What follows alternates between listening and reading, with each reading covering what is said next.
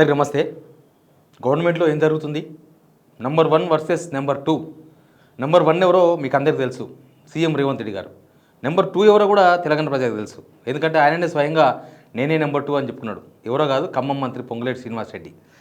ఏమైంది ఇష్యూ అంటే, ఇప్పటికీ రేవంత్ రెడ్డి తన పదవి సేఫ్ కాదనుకుంటున్నాడు.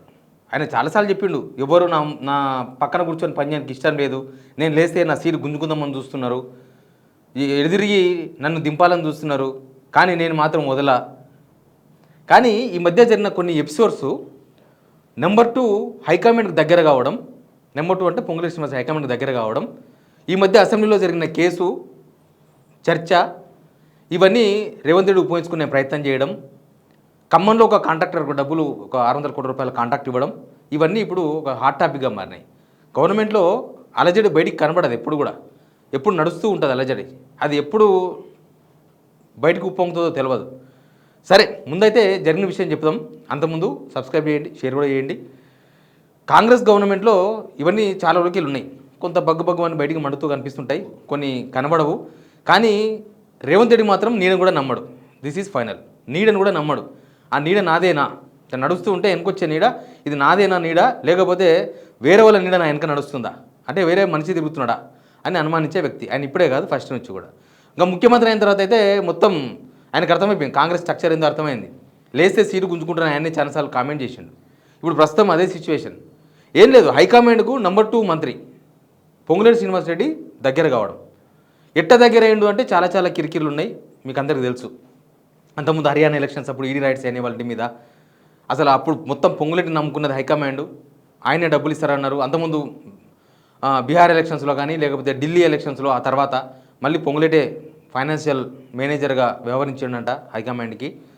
తర్వాత చూస్తే ఇట్లా వర్కౌట్ కాదని కేరళ ఎలక్షన్కి వచ్చే వరకు రేవంత్ రెడ్డికి అప్పగించారు. నువ్వు చూడు ఇదంతా వీళ్ళందరికీ ఎందుకంటే లేకపోతే ఆ డబ్బులు రావు కేరళ ఎలక్షన్కి. కాబట్టి ఇట్లా కాదు, నువ్వే లీడర్షిప్ తీసుకో అని చెప్పి ఈయనకు బాధ్యతలు అప్పగిస్తే ఆయన సక్సెస్ఫుల్గా చేసే ప్రయత్నంలో ఉన్నారంట. అయితే ఏమైందంటే, కేరళలో ఒక కాంట్రాక్టర్కు 600 రూపాయల కాంట్రాక్ట్ ఇచ్చారట. ఆ కాంట్రాక్టర్కు పొంగులేటి శ్రీనివాస్ రెడ్డికి అస్సలు పడదట. అంటే పొంగులేటి టార్గెట్గానే ఆ కాంట్రాక్టర్కి ఇచ్చిండ్రు. ఆ కాంట్రాక్టర్ దగ్గర నుంచి ఏదో జరిగింది, ఎటో పోయినాయి పైసలు అనేది ఒక చర్చ బయటకు వచ్చింది.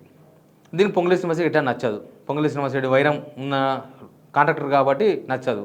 ఇంకోటి ఏంటంటే, ఖమ్మంలో చీమ చిటుక్కుమన్నా నాకు తెలవాలి, ఖమ్మం నా చేతిలో ఉంది, ఖమ్మమే కాంగ్రెస్ని అధికారంలోకి తీసుకొచ్చింది అనేది ఒకటి ఉంది. పొంగులేటి శ్రీనివాస్ రెడ్డి ఇవన్నీ మొన్న అసెంబ్లీలో జరిగిన ఇష్యూ. అసెంబ్లీలో బీఆర్ఎస్ వాళ్ళు తీసుకొచ్చారు కదా, అక్కడ మైనింగు, అక్రమ మైనింగ్ అన్నారు. లేకపోతే ఇంకో వాళ్ళ కొడుకు అక్కడ ఎక్కడో 1800 కోట్ల రూపాయల భూమిని కబ్జా చేసే ప్రయత్నం చేసినని కొంతమంది బయటకు తీసుకొచ్చి బీఆర్ఎస్ వాళ్ళతో ప్రెస్ మీట్ పెట్టించింది. ఈ మొత్తం అంశాన్ని రేవంత్ రెడ్డి తనకు అనుకూలంగా మార్చుకునే ప్రయత్నం చేసింది అనేది రేవంత్ రెడ్డి ఈ పొంగులేటి వర్గంలోనూ అనుమానం. ఏంది అంటే, సిబిసిఐడి వేద్దాం, హౌస్ కమిటీ వేయాలని వీళ్ళు డిమాండ్ చేసినారు. లేదు, సిబిసిఐడి వేస్తామన్నారు. సిబిసిఐడి వేస్తే 100కు 100% రేవంత్ రెడ్డి చేతిలో ఉంటుంది. పొంగులేటి జుట్టు రేవంత్ రెడ్డి చేతిలో ఉంటుంది అంతే. రేవంత్ రెడ్డి ఏం చేయాలనుకుంటే అది చేయగలరు పొంగులేటి శ్రీనివాస్ రెడ్డిని. పొంగులేటి శ్రీనివాస్ రెడ్డి ఫస్ట్ నుంచి కూడా రేవంత్ రెడ్డి చాలా దగ్గర ఉండే. కానీ తర్వాత రేవంత్ రెడ్డికి అర్థమైంది ఏంటంటే, బాగా డబ్బులు ఉన్నాయి, ఏదైనా మేనేజ్ చేయగలడు, ఢిల్లీకి అటు ఇటు సీక్రెట్గా తిరుగుతున్నాడు, ఈయన కూడా నా సామాజిక వర్గమే రేవంత్ రెడ్డి అనుకునేది, బలమైన సామాజిక వర్గమే అవుతుంది, ఏమైనా చేయగలడు. కాంగ్రెస్కు పైసలే ఇంపార్టెంట్ అనుకున్నప్పుడు పొంగులేటి శ్రీనివాస్ రెడ్డితోనే రేవంత్ రెడ్డి కన్నా ఎక్కువ ఉన్నాయి. అవసరమైతే పొంగులేటి శ్రీనివాస్ రెడ్డి రేవంత్కు ఒక 4 ఇంతలు 5 ఇంతలు ఇంకా బయట కూడా పుట్టేయగలరు డబ్బులు. హైకమాండ్కు డబ్బులే కదా కావాల్సింది. కాబట్టి ఎప్పుడు ముసరం ముద్దుతో తెలియదు. ప్లస్ హైకమాండ్తో కొంత వ్యక్తులతో పొంగులేటి శ్రీనివాస్ రెడ్డి దగ్గరగా ఉండడం, కొన్ని ఎలక్షన్స్లో ఆయన్నే ఇన్ఛార్జిగా పెట్టడం, ఇదంతా బేస్ చేసుకునే పొంగులేటి శ్రీనివాస్ రెడ్డి జుట్టు మన చేతిలో ఉండాలి, ఆయన ఎటు స్కిప్ కావద్దనే సిబిసిఐడి విచారణ స్టార్ట్ చేసింది అప్పుడే. సరే, ఆయన చేసిన తప్పు కాదని అన్నికి ఛాన్స్ లేదు. కానీ చాలామంది మంత్రుల మీద ఆరోపణలు వచ్చినాయి. ఏ మంత్రి మీద రేవంత్ రెడ్డి ఇంత సీరియస్గా ఒక సిబిసిఐడిని వేసి విచారణ చేపట్టలే. ఎందుకు? ఆయన మీదే చాలా విచారణలు వచ్చినాయి. మరి ఆయన మీద ఒక సిబిసిఐడి వేసుకోవచ్చు కదా. ఆయన గవర్నమెంట్లో చాలా డిపార్ట్మెంట్ల మీద అవినీతి ఆరోపణలు వచ్చినాయి, వేసుకోలే కదా. కొంతమంది బూడిద స్కామ్ అన్నారు, కొంతమంది సివిల్ సప్లైర్ స్కామ్ అన్నారు, కొంతమంది మందు ఎక్సైజ్ స్కామ్ అన్నారు, కొన్ని ఇంకో డిపార్ట్మెంట్ ఇంకో స్కామ్ అన్నారు. ఈ రకరకాల స్కామ్లు వచ్చినాయి. ఏ స్కామ్ మీద రేవంత్ రెడ్డి ఇంతగానో స్పందించలే, కొట్టిపడేసి చల్ జాంతన్ అయ్యి అన్నాడు. కానీ పొంగులేటి శ్రీనివాస్ రెడ్డి సిబిసిఐడి వేస్తే హైకమాండ్ కూడా రేవంత్ రెడ్డికి ప్రిఫరెన్స్ ఇస్తుంది, పొంగులేటి శ్రీనివాస్ రెడ్డిని పక్కన పెడతారు అనేది రేవంత్ రెడ్డి ఆలోచన ఉండొచ్చు, బహుశా పొలిటీషియన్ కదా. కానీ పొంగులేటి శ్రీనివాస్ రెడ్డి ఒక మాట అన్నాడంట, అంటే ఢిల్లీ వాళ్ళు చెప్పిన ఆలోచన ఇది. ఢిల్లీలో ఎవరి మనుషులు వాళ్ళకుంటారు, ఎవరైతే పైసలు ఉంటాయో వాళ్ళకు ఎవరు మనుషులు అనుకుంటారు, సీఎం ఉంటారు, సీఎంకు పోటీ వాళ్ళకి మనుషులు ఉంటారు, రకరకాల గ్రూప్స్ ఉంటాయి ఆడ కూడా. ఆ మనిషి అన్నాడంట, అసలు నువ్వు తప్పు చేసినావు, ఎలక్షన్స్లో మొత్తం నువ్వే డబ్బులు ఖర్చు పెట్టినావు కదా, మొన్న అసెంబ్లీ ఎలక్షన్స్లో 2023 నువ్వు ఆ మంత్రి పదవి ఎందుకు అడిగినావు, అసలు ముఖ్యమంత్రి ఎందుకు అడగలే, రేవంత్ రెడ్డి డబ్బులు ఏం ఖర్చు పెట్టలేదు, నువ్వే కదా ఖర్చు పెట్టింది మొత్తం పైసలన్నీ, నువ్వు ఇవ్వకుంటివే పైసలు, నువ్వే ముఖ్యమంత్రి ట్రై చేసి కదా అని అడిగితే నాలుగు గరుచుకున్నాడు. అరే మిస్ అయిపోయింది, నిజమే కదా, నేను మంత్రి పదవి ఏంది, అసలు డైరెక్ట్ సీఎం అంటే అయిపోయేది, రేవంత్ రెడ్డి ఏమైనా మంత్రి సీఎం అయిందా, ఏం కాలే కదా, నాకు అవకాశం ఓటుకున్నా అని ఆయన కార్యకర్తలతో ఫీల్ అయిందంట. ఇక అదొకటే కాదు, ఆయన ఇప్పుడు కూడా అయితే నన్ను ముఖ్యమంత్రి అయ్యే అవకాశం వచ్చినప్పుడు, లేకపోతే మున్సిపల్ శాఖ రేవంత్ రెడ్డి దగ్గర ఉన్న మున్సిపల్ శాఖను తీసుకొని నాకు ఇవ్వండి, మున్సిపల్ శాఖను చేయాలని నాకు ఇంట్రెస్ట్ ఉంది, మున్సిపల్ శాఖ మంత్రిని చేయండి అని తిరుగుతున్నాడు ఢిల్లీలో. నిన్న కూడా చూసినాం కదా, ఈడ రేవంత్ రెడ్డి ఏం చర్చ చేస్తున్నాడో, అసెంబ్లీలో ఏం మాట్లాడుతున్నాడో, సిబిసిఐడి వేస్తాడో, సిబిఐ వేస్తాడో, ఏమని వేసుకొని నాకేం సంబంధం లేని ఢిల్లీలో ప్రచారం స్టార్ట్ చేసిండు, రాహుల్ గాంధీని కలిసిండు దండలు వేసుకుంటా, ఈయన కన్నా ముందే, రేవంత్ రెడ్డి కన్నా ముందే. రేవంత్ రెడ్డి అనే ఆ కుర్చీ ఎన్ని రోజులు స్టెబిలిటీగా ఉంటుందో రేవంత్ రెడ్డి కూడా తెలియదు. కాంగ్రెస్లో ఈ ఎలక్షన్స్ అయిపోయిన తర్వాత ఎట్లుంటుందో తెలియదు, వాళ్ళకి కావాల్సింది మనీ, ఈ మనీ యాంగిల్లో ఎప్పుడు ఎట్లుంటుందో తెలియదు. ఇంకోటి ఏంటంటే రేవంత్ రెడ్డి కన్నా ఫాస్ట్గా డబ్బులను మొబిలైజ్ చేసేంత శక్తి పొంగులేటి శ్రీనివాస్ రెడ్డికి ఉంది. ఈయన బహిరంగంగా 1000 కోట్లు పెట్టి నేను హైకమాండ్కు 1000 కోట్లు మనమందరం కలిసి ఇవ్వలేమా అని ఆ వ్యాఖ్య బయట పెట్టడం వెనుక కూడా హైకమాండ్ పొంగులేటి శ్రీనివాస్ రెడ్డిని ఎంటర్టైన్ చేయడమే అనేది ఒకటి చాలామంది మాట్లాడుకుంటున్నారు కాంగ్రెస్లోనే. అందుగురించే బయట పెట్టాల్సి వచ్చిందంటే హైకమాండ్ను కూడా ఇక అది ఏమన్నాను, హైకమాండ్ టార్గెట్ అన్నాను, హైకమాండ్ బ్లాక్ మెయిన్ అన్నాను, లేకపోతే ఇక నా తిరిగి వస్తే నేను ఇట్టే ఉంటా అని చెప్పదలుచుకున్నారో తెలియదు. ఆయన పాలిటిక్స్ డిఫరెంట్ ఉంటాయి, రేవంత్ రెడ్డి స్కూల్ వేరు, అది ఫేర్ పాలిటిక్స్ కన్నా ఫార్ పాలిటిక్స్ ఎక్కువ ఉంటాయి, దానిలో ఫేర్ పాలిటిక్స్ తక్కువ, ఫేర్గా ఉండవు ఆయన రాజకీయాలు, వేరే ఉంటాయి, ఫార్ పాలిటిక్స్ అంటున్నాను అందుకే నేను. కానీ ఏం జరుగుతుందో తెలియదు, పొంగులేటి శ్రీనివాస్ రెడ్డి టార్గెట్గా వ్యవహారం అంతా కూడా నడపనికినే సిబిసిఐడి సిద్ధం చేసిండు. కాంట్రాక్టర్గా ఆయనకు వ్యతిరేక కాంట్రాక్టర్ను అక్కడ ఎంకరేజ్ చేసే ప్రయత్నం, 600 రూపాయల కాంట్రాక్ట్ అంటే 600 కోట్ల రూపాయల కాంట్రాక్ట్ అంటే నాటి జో కదా, చాలా పెద్ద కాంట్రాక్టు. ఆయన రేవంత్ రెడ్డి చేతిలో ఉంటే పొంగులేటి శ్రీనివాస్ రెడ్డిని ఈజీగా కిల్ చేయొచ్చు పొలిటికల్గా అనే ఆలోచన కూడా ఉండొచ్చు. ఇంకా మిగతా వాళ్ళు పెద్ద పోటీ కాదు, బట్టి విక్రమార్క ఎప్పుడో లొంగిపోయిండు అన్నీ అయిపోయినాయి. తుమ్మల నాగేశ్వరరావు నేను ఇంటికాడ పండుకుంటే నాకు అగ్రికల్చర్ శాఖ మంత్రి ఇచ్చారు చాలు, ఇక ఇది గిఫ్ట్ అనమాట, అది ఎక్స్ట్రా గిఫ్ట్, ఆయన కాను అనుకున్నాడు అయ్యిండు ఓవర్. ఇంకా ఆయన మళ్ళీ కూడా మంత్రి కావాలనుకుంటలేడు, ఆయన సీఎం రేస్లో లేడు, ఆయనకు సంబంధం లేదు, ఆయన పైసలు తీయలేడు పెట్టలేడు, ఇంకా 1,00,000 బాధలు ఉన్నాయి ఆయనకి.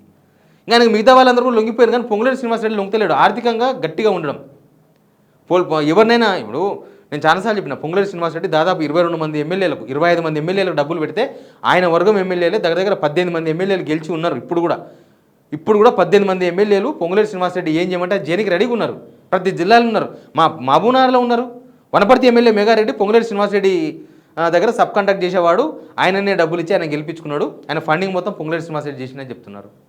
ఇక్కడ పోతే వేముల వీరేశం, లేకపోతే మందుల సామేలు, లేకపోతే ఇంకొక ఎమ్మెల్యే అట్లా మొత్తం 22 మంది ఎమ్మెల్యేల 18 మంది ఎమ్మెల్యేలు గెలిచి ఉన్నారు పొంగులేటి శ్రీనివాస్ రెడ్డి మనుషులు అని చెప్తున్నారు. సరే ఆయన ఏం ప్రభుత్వాన్ని పడగొట్టాలనుకుంటలేడు, ప్రభుత్వంలో అవకాశం ఎప్పుడు దొరికితే అప్పుడు రేవంత్ రెడ్డిని దింపి ముఖ్యమంత్రి కావాలనుకుంటున్నాడు, లేకపోతే రేవంత్ రెడ్డి చేతున్న అతి ముఖ్యమైన మున్సిపల్ డిపార్ట్మెంట్ చేతి తీసుకోవాలనుకుంటున్నాడు. ఇవి రేవంత్ రెడ్డి సీటు సేఫ్టీగా కనిపిస్తలేదు, ఈ ఎలక్షన్స్ వరకు సేఫ్టీగా కనిపిస్తుంది, ఈ ఎలక్షన్స్ అయిపోతే ఏమవుతుందో తెలియదు. ఈ ఎలక్షన్స్ అయిపోతే ఆయన అందుకే రకరకాల వార్తలు పుట్టిస్తున్నాడు. బట్ పొంగులేటి శ్రీనివాస్ రెడ్డి మాత్రం చాలా స్టెబిలిటీగా హైకమాండ్తో లింక్స్ మెయింటైన్ చేస్తున్నాడు, చాలా రేవంత్ రెడ్డి లాగా కాదు, చాలా స్టెబిలిటీతో. ఆయన బిజినెస్ మ్యాన్ కదా, పొంగులేటి శ్రీనివాస్ రెడ్డి రాజకీయ రంగం కన్నా ముందు బిజినెస్ మ్యాన్, ఆయన ఎట్లా లాబింగ్ చేయాలనో తెలిసినాడు. ప్లస్ హైకమాండ్కు డబ్బులు కావాలి, దానిలో ఉన్న వాళ్ళకు డబ్బులు కావాలి, అది పొలిటికల్ మేనేజ్మెంట్ కన్నా మనీ మేనేజ్మెంట్ చేయడంలో ఆయన దిట్ట పొంగులేటి శ్రీనివాస్ రెడ్డి. ఆయన ఇప్పుడే కాదు ఎప్పటి నుంచో. కాబట్టి ఆయన దానిలో సక్సెస్ అయితే నాకు ప్రమాదం అనేది రేవంత్ రెడ్డి లైన్. కాబట్టి ఈయన మీద ఎప్పటికప్పుడు హైకమాండ్కు ఏదో ఒకటి ఈయన మీద కేసులు అవుతున్నాయనో లేదా ఈయన మీద ఇట్లా ఆరోపణలు వస్తున్నాయను. ఖమ్మంలో కూడా అక్కడ కూలగొట్టారు కదా, 1000 కూలగొట్టిండ్రు. 1000 కూలగొట్టింది ప్రభుత్వానికి తెలియకుండా అయితే జరగదు కదా. ఇప్పుడు పోలీస్ డిపార్ట్మెంట్ మొత్తం 4 రకాల జిల్లాలకు సంబంధించిన పోలీసు వాళ్ళందరూ వచ్చారు కదా, అక్కడ కూలగొట్టేటప్పుడు మొత్తం రెవెన్యూ మున్సిపల్ వాళ్ళందరూ వచ్చారు కదా, రెవెన్యూలే కాదు మున్సిపల్ వాళ్ళు వచ్చారు కదా. రేవంత్ రెడ్డి తెలియకుండా జరగలే, అది ఇరకపోతాడు, ఇరకని ఇది కూడా ఆయనకే మైనస్ అవుతుంది, ఏం చేస్తాడో చేసుకుని వదిలేసినట్టున్నాడు. దానివల్ల రేవంత్ రెడ్డికి రూపాయి వచ్చింది లేదు, రేవంత్ రెడ్డి రూపాయి రాకుండా ఆయనకు లాభం రాకుండా ఏం పని చేయడు కదా. ఆయనకు పొలిటికల్గానే లాభం రావాలి, ఫైనాన్షియల్గానే లాభం రావాలి, ఏదో ఒకటి. ఆయనకు పొలిటికల్గా లాభం వస్తుంది. పొంగులేటి శ్రీనివాస్ రెడ్డిని ఫుల్ ఆయన మీడియా, ఆయన వెనక తిరుగుతారు ముందర తిరుగుతారంతా పొంగులేటి శ్రీనివాస్ రెడ్డిని టార్గెట్ చేసిండ్రు, వాళ్ళ సోషల్ మీడియా కూడా పొంగులేటి శ్రీనివాస్ రెడ్డిని టార్గెట్ చేసింది. చాలు, ఎనీవే ఈ వ్యవహారం చాలా డీప్గా ముదిరింది. సరే స్టార్టింగ్ మనకి ఏమైతే తెలియకపోయినా ఇప్పుడు సిచ్యువేషన్ చూస్తే బాగా ముదిరి పాకన పడింది. ఈ ఎలక్షన్స్ తర్వాత ఏం జరుగుతుందో తెలియదు, కానీ పొంగులేటి శ్రీనివాసరెడ్డి చాలా కాన్సన్ట్రేషన్ చేసిండు. ఆయన ఎవరో ఢిల్లీ వాళ్ళు రెచ్చగొట్టిండ్రు, వాళ్ళు కూడా ఈయన వెనుక ఉన్నారు, వాళ్ళు కూడా ఈయనకు చెప్పే ఆలోచనలు చెప్పిండ్రు, చేసే పనులు చేస్తున్నారు. ఇప్పుడు పైసలకు అమ్ముడు పోతే ఆయన ఒక్కరికి అమ్ముడు పోతాడా? పైసల లాబింగ్ లొంగితే ఆయన ఒక్కరికే లొంగుతాడా? ఎవరు పైసలు ఇస్తే అలాగ లొంగుతాడు. ఢిల్లీలో అదే బేరం నడుస్తుంది కదా. అందరు చెప్తున్న మాట, నేను ఓపెన్గా మాట్లాడుతున్న మాటనే కదా. చర్చలు ఏమైనా అందరి కూడా మాట్లాడండి కదా, పైసలు ఇస్తే పనులు అవుతాయని. ఇంకేం కావాలి? చూద్దాం ఏం జరుగుతుందో. Please subscribe.